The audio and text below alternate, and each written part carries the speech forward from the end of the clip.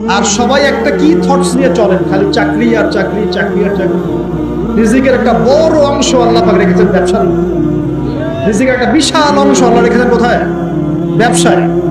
উদ্যোক্তা হন, কৃষিভিত্তিক অর্থনীতির দিকে ফোকাস করেন। কৃষিভিত্তিক অর্থনীতি, আপনি প্রতিভা ঘটান, ইনোভেটিভ কিছু করেন, নতুনত্ব নিয়ে আসেন, আল্লাহর জমিনকে কাজে লাগান। একটা আয়াত বলি সূরা আরাফের মধ্যে আল্লাহ বলেছেন, আল্লাহ পাক বলছেন যদি এই জনপদের অধিবাসীরা আল্লাহর প্রতি ঈমানদার হতো, আল্লাহ পাক আসমান এবং জমিনের বরকতে সব দরজা করে দিতেন।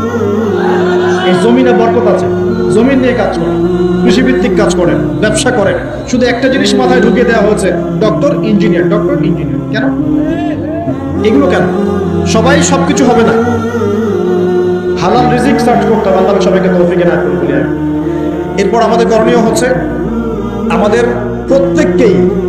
প্রত্যেককেই সৎ কাজে আদেশ করতে হবে, অসৎ কাজে নিষেধ করতে হবে। শুধুমাত্র দায়ী আলেম তারাই এই দাওয়াতি কাজ করবেন এমন নয়, সবাইকে দিনের দাওয়াতি কাজের জিম্মেদারি গ্রহণ করতে হবে। দাওয়ার সাথে যারা সম্পৃক্ত আছে তাদের সাথে পরামর্শ করবেন, চলবেন ফিরবেন। তা'মুরুনা বিল মা'রুফ, তোমরা সৎ কাজে আদেশ করো। ওয়া তানহাউনা আনিল মুনকার, অসৎ কাজে নিষেধ করবে। ওয়া তু'মিনুনা বিল্লাহ, এবং আল্লাহর প্রতি ঈমান রাখবে। তবেই কুনতুম খায়রা উম্মাহ, তোমরা শ্রেষ্ঠ জাতি হতে পারবে। আল্লাহ পাক তৌফিক দান। আরেকটা বিষয় বলি, সেটা হলো আল্লাহ পাক আমাদের সবাইকে কিছু প্রতিভা দিয়েছেন। এই প্রতিভাগুলোকে, যার প্রতিভাকে, লেখার প্রতিভা, বলার প্রতিভা, চিন্তা করার প্রতিভা, সংগঠিত করার প্রতিভা, আপনার অর্থনৈতিক সামর্থ্য, রাজনৈতিক ক্ষমতা, যা আল্লাহ পাক যাকে দিয়েছেন, এই বিষয়গুলোকে ইসলামের কল্যাণে ব্যয় করতে হবে। আল্লাহ পাক তৌফিক দান করুন। এবং আরো করতে হবে, অমুসলিম ভাই বোন যারা আছে আমাদের দেশে এবং সমাজে, তাদের কারো সাথে কোনো রকম দ্বন্দ্ব সংঘাত যাবে, বরং তাদেরকে ইসলামের সৌন্দর্য তুলে ধরবে তাদের সামনে, এবং তাদেরকে ইসলামের দাওয়াত দিবেন। দাওয়াত দিয়ে তাদেরকে ইসলামের দিকে দীক্ষিত করার চেষ্টা করবেন। যদি এই যে আমরা তো আপোষে মারামারি কাটাকাটিতে লিপ্ত আছি, আপনারা তো খবরই রাখেন না যে বাংলাদেশে কত মানুষ বিধর্মী হয়ে যাচ্ছে, জানেন?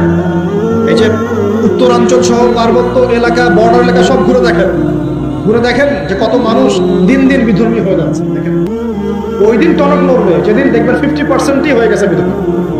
ওই দিন টনক নড়বে, আল্লাহ না করুক। অতএব আমাদেরকে বসে থাকলে চলবে না, আমাদেরকে দাওয়াতি কাজ করতে হবে। দিন ইসলামের দাওয়াত, কোরআনের দাওয়াত সবার সামনে উপস্থাপন করতে হবে। আল্লাহ পাক আমাদের সবাইকে দায়ী হওয়ার তৌফিক দান করুন। কমপক্ষে পার্ট টাইম, দিনে 1 ঘন্টা, দিনে আধা ঘন্টা হবে দাওয়াতি কাজ করতে হবে। আর দাওয়াতি কাজ করার আগে কি লাগবে? জ্ঞান লাগবে। সেই জ্ঞানটা অর্জন করতে হবে। জ্ঞান অর্জন করার পদ্ধতিগুলো বললাম, এভাবে অর্জন করতে হবে। এবং জ্ঞানী মানুষদের সাথে থাকতে হবে, আল্লাহওয়ালা জ্ঞানী মানুষ, এবং যারা আল্লাহর মারিফতওয়ালা মানুষ, আল্লাহর নূরওয়ালা মানুষ, এই মানুষগুলোর সাথে থাকতে হবে। যারা গোলালো মার্কা মানুষ, এখানে থেকে কিছু শিখতে পারবে না। সব তরকারিতে চলে, এইসব তরকারি দিলাম। যারা হককে হক বলতে পারে, বাতিলকে বাতিল বলতে পারে, আল্লাহ পাকের জমিনে তারা সম্মানিত। ইনশাআল্লাহ জমিনের উপর বেঁচে থাকলেও সম্মানিত, মাটির নিচে চলে গেলেও সম্মানিত। আল্লাহ রাব্বুল আলামিন এমন মানুষের সংখ্যা বাড়িয়ে দিন এবং তাদের সাথে আমাদেরকে থাকার তৌফিক দান।